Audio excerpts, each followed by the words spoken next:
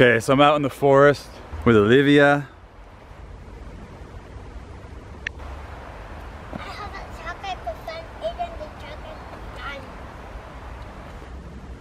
Keep walking with me. So we're gonna talk about the weather, Olivia, today, a little bit.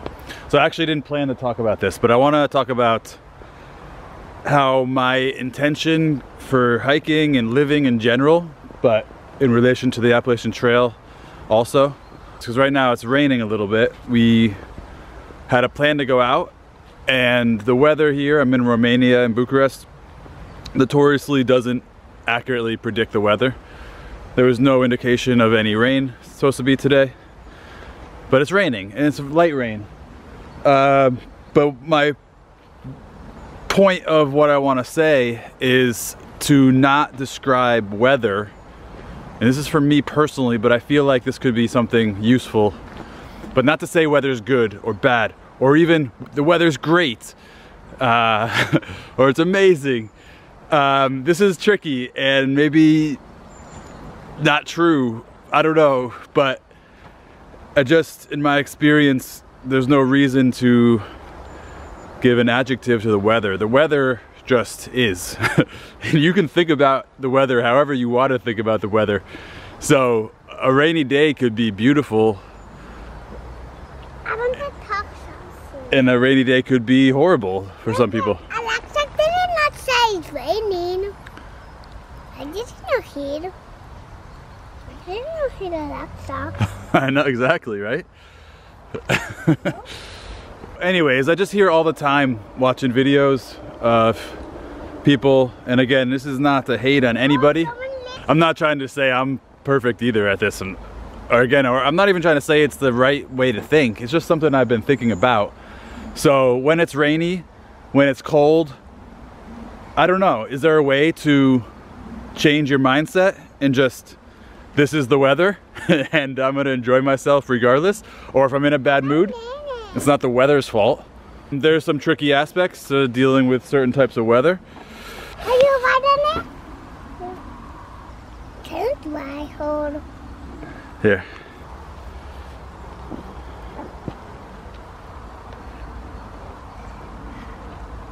I don't know, again, there's aspects to dealing with like freezing rain that's obviously dangerous and hard. A clear day in like the 60s or, you know, is really nice. But again, I don't know. It's just something I want to practice doing.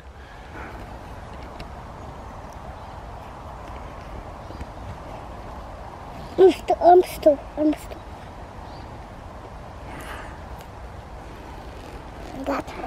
Anyways, and also, you know, I think about it with my daughter, who's 3.5. I don't want her to, like, it's rainy and like, oh no, it's rainy. It's awesome, it's rainy. I mean, it's actually kind of nice out here. It's Sunday, so because of the rain, I bet you there's way less people. There's purple flowers popping up and all this green. I don't know what plant it is. It looks like clover. I could look it up. There's a purple flower.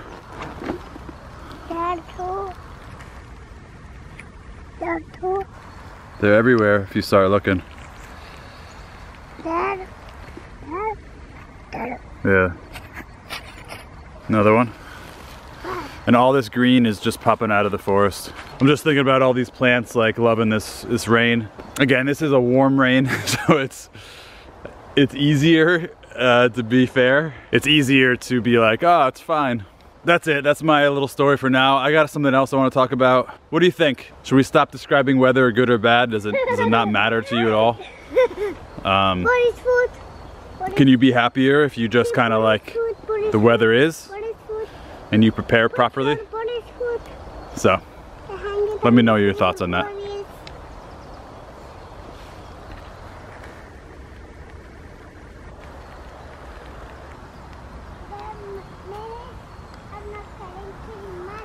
What do you think of the rain? I don't mind. I don't mind about the rain. Nah. Nope. And look at, if you want to go camping, at some point, you want to bring chairs, but if it's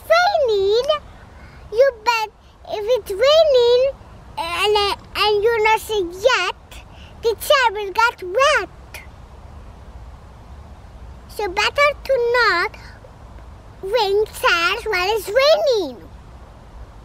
If you want, where you can sit. At some point you can sit at some point.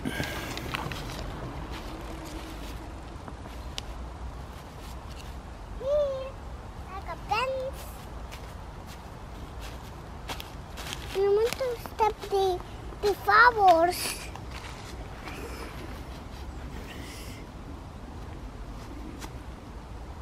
So nothing else. Never mind. I just went on, if you're watching any of these videos, I just went on a trip to Moldova. I'm originally from the United States, but I live in Romania. I've lived in Guatemala, China, Spain. And so I just want to talk about how traveling, I think especially international travel, can be... That is not raining. I know. So the rain stopped. Can be a way of training for the Appalachian Trail. And what do I mean by that? There's a level of discomfort that comes with traveling internationally, maybe traveling anywhere. But I think especially traveling internationally. And the discomfort often comes in like the language barrier.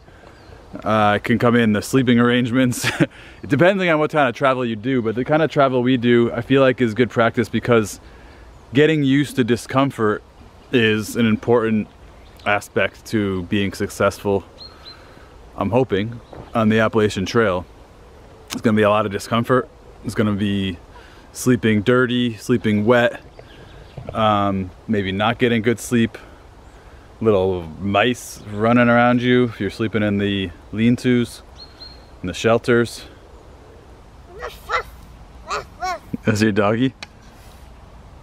Yeah. Yeah, let's walk your doggy. Let's walk. So anyways, on our trip to Moldova, if you haven't checked out the video, you can check out, there's at least 2 videos up of our train ride. And the sleeping situation was definitely uncomfortable. We woke up in the middle of the night, and again, getting used to that without letting it screw up your trip or ruin your day is something to get used to. I think also travel, like, you have to get used to the unexpected when you international travel. There's so much, at least the way my wife and my family travel, we don't always plan everything, but even if you do plan everything, like, things happen unexpectedly. And I think when you're gonna do a long distance hike, getting used to like things happening unexpectedly and trying not to react to them in a way, an emotional way that is not useful. Dealing with discomfort is the one thing about international travel, and dealing with the unexpected. Traveling can, in some ways, get you used to doing a long distance hike. So even though we're not doing much long distance hiking at the moment, mainly due to the age of my daughter, but also just we've been moving around a lot. We just moved to Romania in August. We're doing other things that I hope is still like practicing. Right now we're getting used to, Olivia and I, right? We're getting used to Olivia walking all by herself, because I know the backpack is on probably its last year. We got extra use out of this backpack that I'm wearing, which I will also at some point review, because I've had it now for almost 3 years. And thankfully, in some ways, thankfully I guess, Olivia's 3.5, over 3.5, and can... Look at, I want to say something, Daddy. Look at, when I get to ride this house with, I'm gonna turn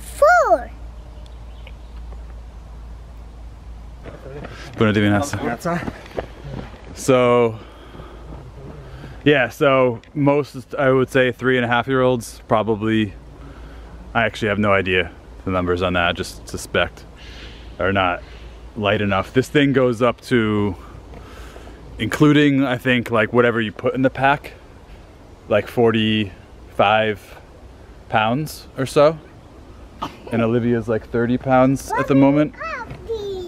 So it's also just really nice training for me, because every time I'm hiking, including the weight of the backpack and anything in it, I'm carrying like 40 pounds of stuff. So, and I've been carrying her since she was like 11 months was when we bought this backpack. So I don't know, I really like it. I'm definitely gonna miss it, and it's gonna make it tricky,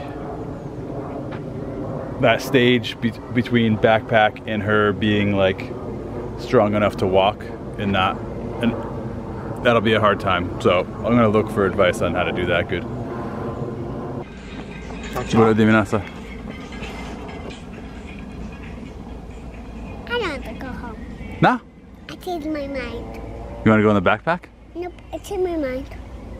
You wanna walk? Yep, all the time. Nice, Alice.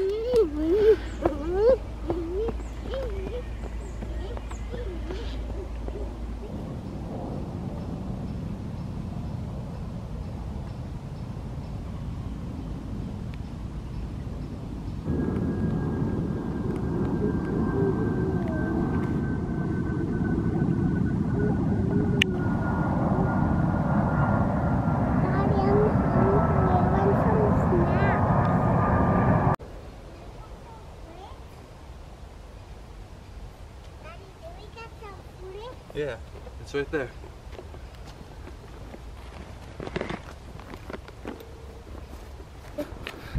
I'm scared. What are you scared of, love? When are you gonna do this? Do what? Do the runs. Huh? You're gonna wake it? I'm not sure what you mean. Alright, anyways. How are you gonna get past of the runs? Up here? We're gonna go around it. This stick? Is that what you're worried about? This big stick?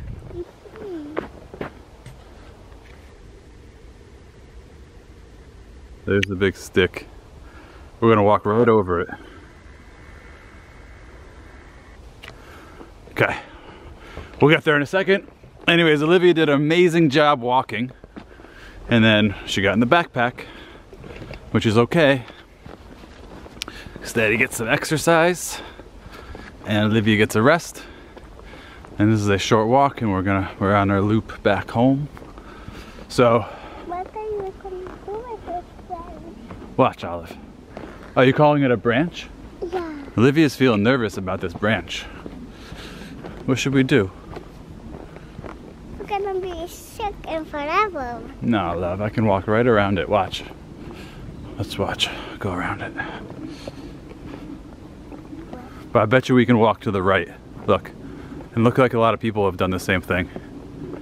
This looks like a pretty recent fall.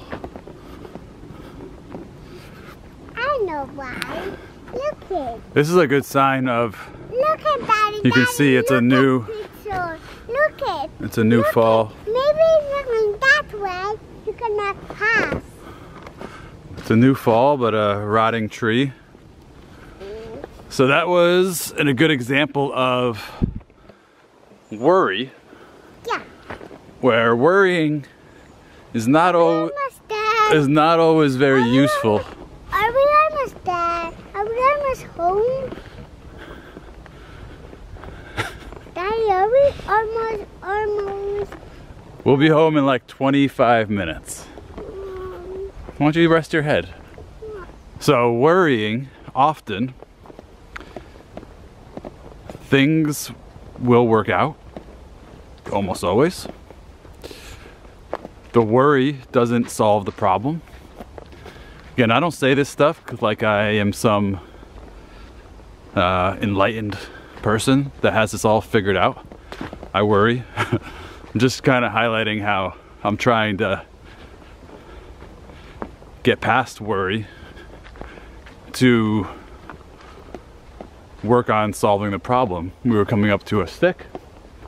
Olivia was worried. That's okay. But how do we solve the problem? We walk around the stick. And did the worry help solve the problem? No, it just kind of made the lead up to the problem being solved more stressful. and unpleasant. So I think on the Appalachian Trail, there's gonna be a lot of moments of worry. Am I gonna make it? Am I gonna get to this lean-to? Are there gonna be people there? Is it gonna be full? Is it gonna rain? So anyways, worrying isn't gonna solve your problem. And is there a way to eliminate worry? I don't know, but it's something to think of on the lead up to your long distance hike, is how useful it will be to worry, and probably how better it will be when you start to feel that, to more think of a solution or the likelihood that whatever you're worrying about isn't going to happen anyways. And if it does, deal with it when it happens. So, I don't know. Just random stuff I'm thinking of on this hike. Olivia's getting tired. So the last thing I'm working on as a hiking parent is the next few years of how to enjoy myself when the people around me are not having the greatest time anymore. And outside. Yeah, and it can get frustrating, and I have to think about this trail. And again, this is many years away. Our plan is 2030, because I mean, I can get into why I chose that date at some other point, but I have to think about what, I mean, I'm doing stuff with Olivia, and we're gonna keep doing stuff, and we're gonna do hard hikes, and as she gets a little bit older, we'll do more backpacking this summer. Stay tuned. When I go forward, I don't go to the backpack anymore. No, that's right. So, anyways, there's gonna be moments where Olivia doesn't want to do this, and when she's I like to go when I'm full. Okay. So yeah, there's a lot of growth, and that's like, again, back to my worry. What's the point of worrying about this? But it's more preparing, I'm thinking. Just like, I want to be mentally ready to know how to handle the situation when we're on a long distance hike. Say, let's forget the Appalachian Trail. Let's say we're on a week-long hike and day 2 happens. We get to day 2 and she hates it and it's awful. And she's complaining a lot. If that happens, I don't know, Olivia, right? Maybe not. But I just want to be prepared. That's so cool. I know, that's a tire. That's Grinch food. So I just want to be able to know what the right thing to do is. To turn around, to stop. It's hard. It's a hard thing to imagine. And floors, it's circle. They do? Alright. Yeah. Because this is like, I don't know. Anyways, that's a long distance, it's a long distance thing that I need to move away from, but yeah, I mean, it scares me actually to think like what's gonna happen if we're on the trail. Yes, we're okay. We're gonna turn left up here. If we're into the hike and she doesn't want to do it, like, what am I gonna do?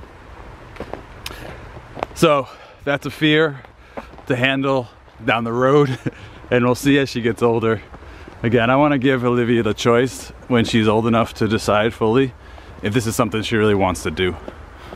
And I'll keep. And when I go forward, I'm gonna have a bigger mouth. A bigger mouth?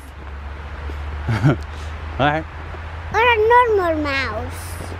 Your mouth? Huh? A big mouse or a normal one? I think a normal one. So, yeah, we'll see, we'll see. I think this is like... Because now, Daddy, I have Boca that are going mouse. Because look at my mouth. Because you're tired?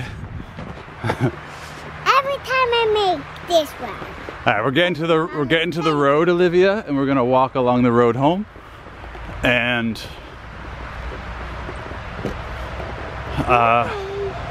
yeah, so the noise is gonna get loud. I'll say goodbye. That's my last thing to think about. I'm thinking about, guys, and that's it. Peace.